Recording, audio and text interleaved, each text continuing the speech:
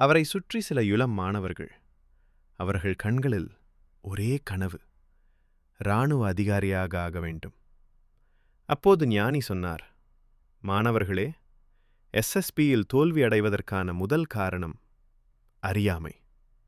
இந்த ஆமை போல எஸ்எஸ்பி என்றால் என்ன, அசஸ்மெண்ட் ஆஃபீஸர்ஸ் என்ன தேடுகிறார்கள், ஆஃபீஸர் லைக் குவாலிட்டிஸ் என்றால் என்ன என்பதே தெரியாமல் வருபவர்கள்.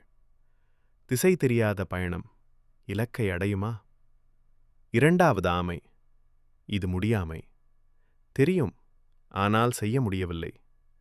குரூப் டிஸ்கஷனில் பேச முடியவில்லை. ஜிடிஓவில் வழிநடத்த முடியவில்லை. இன்டர்வியூவில் உண்மையான நான் வெளிவரவில்லை. திறமை இருந்தும் பயிற்சி இல்லாமல் அது வெளிப்படுவதில்லை. மூன்றாவது ஆமை, இது மிகவும் ஆபத்தானது, ஏழாமை. நேரம் இருக்கவில்லை, சரியான வழிகாட்டி இல்லை. எஸ்எஸ்பிக்கு கடைசி நேரத்தில் ஏதாவது நடக்கட்டும் என்று வருவது. தயாரிப்பு இல்லாமல் வெற்றி எதிர்பார்ப்பது. போர் செய்யாமல் பதக்கம் கேட்பது போல.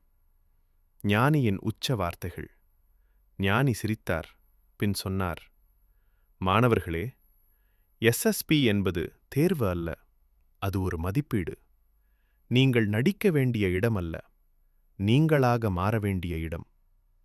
இந்த 3 ஆமைகளையும் வென்றவர்கள்தான் என்டிஏ, ஐஎம்ஏ, நேவி, ஏர்ஃபோர்ஸ் என்று பயணிக்கிறார்கள்.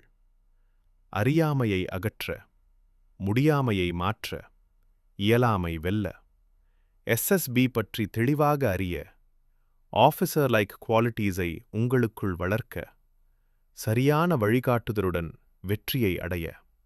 இன்றுதான் தொடங்குங்கள். கோயம்புத்தூர் டிஃபென்ஸ் அகாடமியில் சேருங்கள். கால் 7824920076. உங்கள் சந்தேகங்களை நீக்க, உங்கள் கனவை அதிகாரியாக மாற்ற. உங்கள் பயணம் இங்கேதான் ஆரம்பம். சுவாமிஜி,